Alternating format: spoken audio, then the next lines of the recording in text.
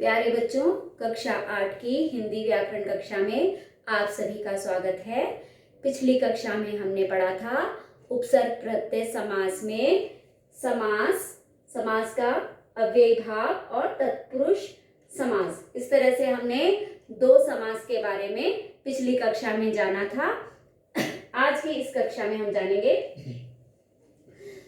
समास का तीसरा कर्मधारय समास। कर्मधारय समास में पहला पद विशेषण और दूसरा पद विशेष्य होता है। पहला पद विशेषण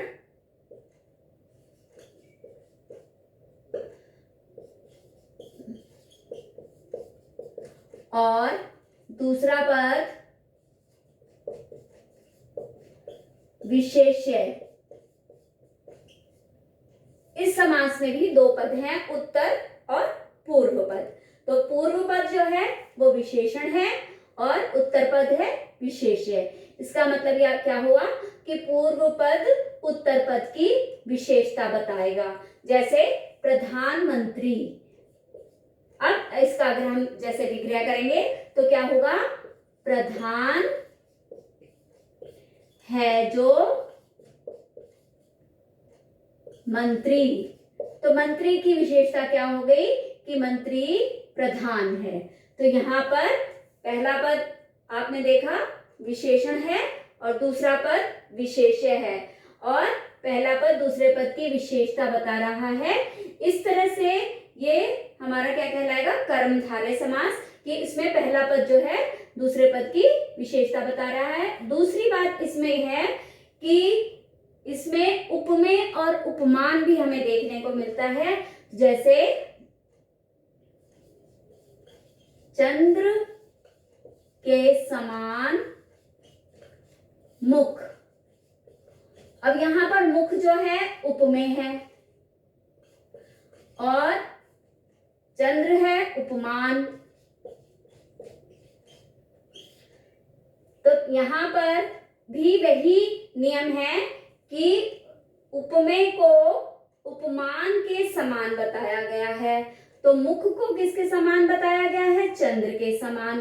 तो जब यहाँ पे विग्रह हो रहा है तो यहाँ पर क्या आ रहा है, के समान। जब उपमेय और उपमान का संबंध होगा तब के समान विग्रह में देखने के लिए आएगा। और जहां पर विशेषण और विशेष्य होगा वहां पर हमें विशेषण और विशेष्य जब होगा तब वहां पर हमारा है जो हमें विग्रह में दिखाई देगा। इस तरह से इनके विग्रह में दो चीजें हमें दिखाई देंगी कर्मधारय समास में। इसमें भी उत्तर पद जो है हमारा प्रधान है और पूर्व पद या तो विशेषण है या उपमान है। तो इस तरह से ये समास जो है कर्मधारय समास कहलाएगा। इसके बाद है हमारा चौथा समास है द्विगु समास। चौथा समास है द्विगु समास।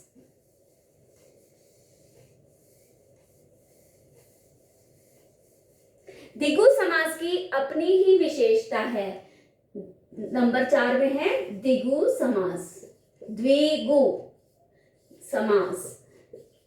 तो इसकी अपनी ही क्या विशेषता है कि इसमें पहला पद जो है संख्यावाची होता है। पहला पद संख्यावाची होगा। जैसे पहला चौराहा,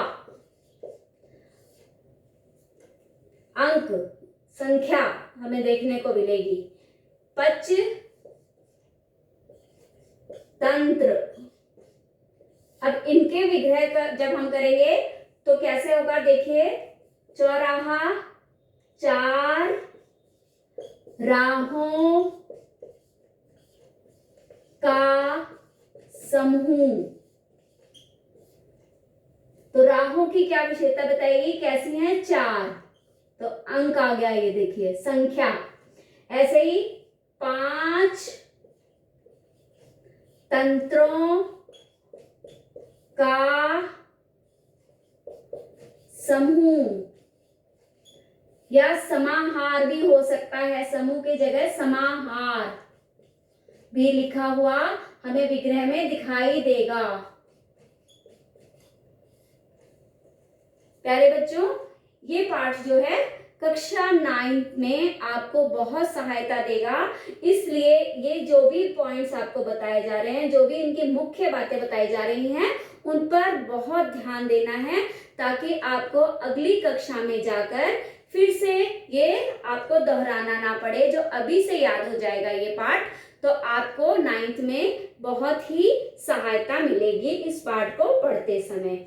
ठीक है, तो इसमें द्विगु समास में हमने बता दिया कि पहला पद संख्यावाची होता है। अब द्विगु समास के बाद आपका आता है द्वंद्व समास। आपका 5वां जो है समास का भाग, जो हमारा उपभेद है, वो है द्वंद्व समास।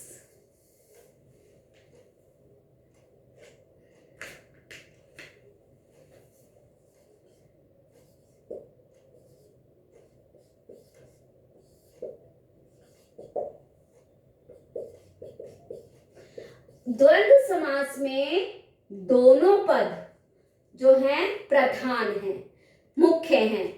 द्वंद्व जैसे माता पिता, दाल भात। अब देखिए, दोनों पद अपने में मुख्य हैं, प्रधान हैं, क्योंकि जब हम इनका विग्रह करेंगे तो हम विग्रह करते समय इनके अंदर योजक चिन्हों का प्रयोग करेंगे। जैसे माता पिता, माता और पिता, दाल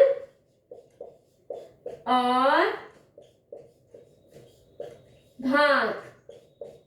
तो इस समास में आपको ये ध्यान रखना है कि दोनों पद इसमें जो हैं वो समान हैं, प्रधान हैं।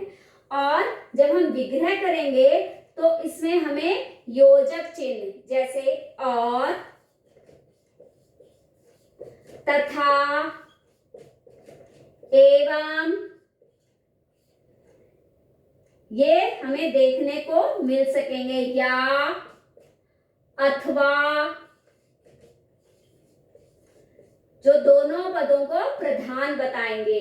तो यहाँ योजक चिन्हों में और, तथा, एवं, या, अथवा, ये इनके मध्य में लगेंगे विग्रह करने पर। द्वंद्व समास में विग्रह करने पर इसमें हमें योजक चिन्ह दिखाई देंगे, योजक शब्द दिखाई देंगे। और इसमें योजक लगा हुआ है, योजक चिन्ह लगा है, तो योजक शब्द दिखाई देते हैं। और जो इसमें दोनों पद को बराबर बताता है। समझ में आया? इसके बाद है नेक्स्ट आपका है द्वंद्व समास के बाद हमारा अंतिम समास जो हम पढ़ेंगे वो है बहुव्रीहि समास। अंतिम समास है हमारा बहुव्रीहि समास।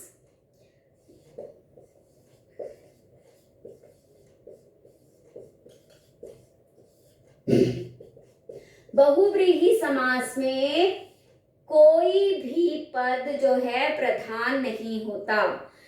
इस समास के अंतर्गत में कोई पद प्रधान नहीं होता, बल्कि हम इसमें किसी अन्य पद की तरफ विग्रह करने पर अन्य पद के बारे में पता चलता है।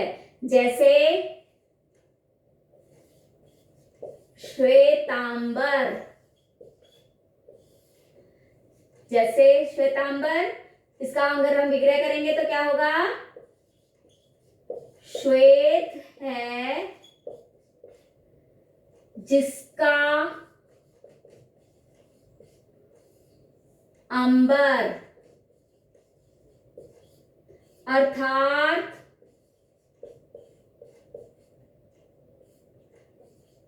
सरस्वती। तो देखिए, सरस्वती की बात हो रही है, लेकिन हमने पहचाना कैसे? सफेद रंग के वस्त्रों से। तो तीसरा अन्य क्या हो गया? इसमें हमारा पूरा समास किसको बता रहा है? ये सरस्वती के बारे में। जैसे इसी तरह से पीतांबर, पीला है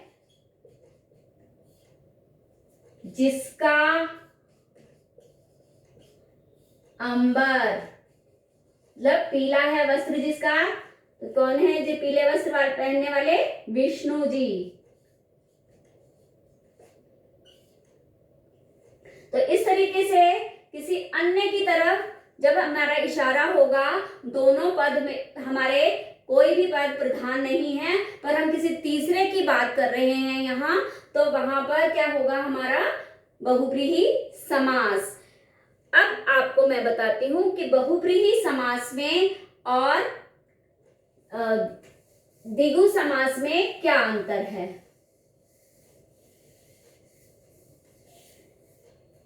जैसे एक उदाहरण आपको दिखाते हैं यहाँ पर, दशानन। अब इसमें अंक की बात भी हो रही है, और दशानन कौन है? रावण के लिए भी होता है। तो अगर तो हमें कैसे पता चलेगा कि ये कौन सा समास है? तो हम इसके अंतर को कैसे देखेंगे? जब अगर हमने के लिए बताया दश आनन, दस आनन, आनन मतलब अंग, जब 10 आनन का समूह हो गया या 10 आनन बता दिया, तो ये हमारा हो गया द्विगु। और जब हमने क्या दिया? 10 आनन है जिसके, तो किसकी तरफ हमने इशारा किया है? 10 आनन किसके हैं? रावण के। तो 10 आनन है जिसके, अर्थात क्या हो गया? रावण। तो जब हम इस तरीके से विग्रह करते हैं, समूह के बारे में बात आई तो द्विगु हो गया। जब हमने आनंद के बारे में बात करी, जिस किसी के अन्य के बारे में बात की, तो यहाँ पर ये हमारा समास कौन सा हो गया? बहुव्रीहि। तो इस समास में हम कैसे पहचानेंगे कि ये कैसा है? तो हम विग्रह करके ये जान लेंगे कि ये द्विगु है या बहुव्रीहि है। इसी तरह से हम ये देखेंगे बहुव्रीहि और कर्मधारय में भी अंतर होता है। तो कुछ समास ऐसे हैं जो कर्मधारय भी होंगे और बहुव्रीहि भी होंगे। तो कैसे? देखिए, श्वेतांबर, तो श्वेत अंबर, वस्त्र कैसा? सफेद। या हम इसका विग्रह ऐसे करेंगे, श्वेतांबर या श्वेत है जो अंबर, आसान करने के लिए है जो अंबर, मतलब सफेद है जो वस्त्र।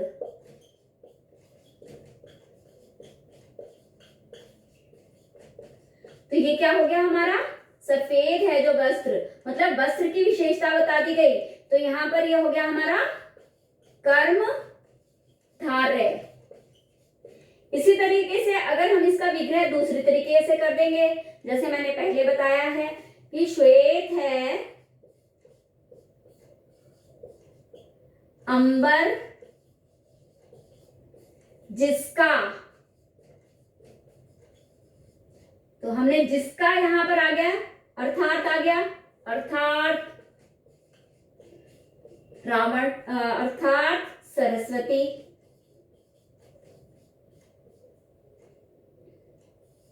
तो यहां देखिए, शब्द हमारा श्वेतांबर, विग्रह दो तरीके से, एक तरीका ये और दूसरा तरीका ये। विग्रह से हम पहचान लेंगे कि हमारा समास कौन सा है। तो समास में ये ध्यान रखना है कि विग्रह करते समय हम उस विग्रह को भी ध्यान रखें कि कौन सा है। अगर केवल आपको श्वेतांबर दिया है और बताना है ये कौन सा समास है, तो आप इसमें बहुव्रीहि या कर्मधारय में लिख सकते हैं। अगर इसमें बताया जाए कि विग्रह करके बताइए, तो आप जब विग्रह करेंगे तो उस विग्रह पे आप ये ध्यान रखेंगे कि विग्रह किस तरीके का कर रहे हैं। इस तरीके का करेंगे है जो वाला, अगर हम अंबर की विशेषता बताएंगे तब यहाँ पर कर्मधारय हो जाएगा। अगर हम किसी अन्य की तरफ इशारा करेंगे तो वहां पर ये बहुव्रीहि हो जाएगा। तो इस तरह समास का जब हम विग्रह करते हैं तब हम उससे पता चलता है कि ये कौन सा समास है। तो इस तरीके से हमने इस पाठ में समास के बारे में पढ़ा। तो समास क्या था? समास एक प्रक्रिया, शब्दों को संक्षिप्त करने की प्रक्रिया। कितने प्रकार के समास पढ़े हमने? 6 प्रकार के। अव्ययीभाव, तत्पुरुष, कर्मधारय,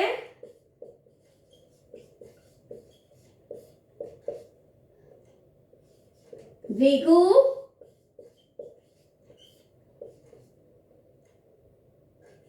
द्वंद्व और बहु व्रीहि। आप पाठ को फिर से दोहराएंगे, उसको समझेंगे और जो आपको इसकी एक्सरसाइज भेजी जाएगी उसे आप करेंगे। धन्यवाद।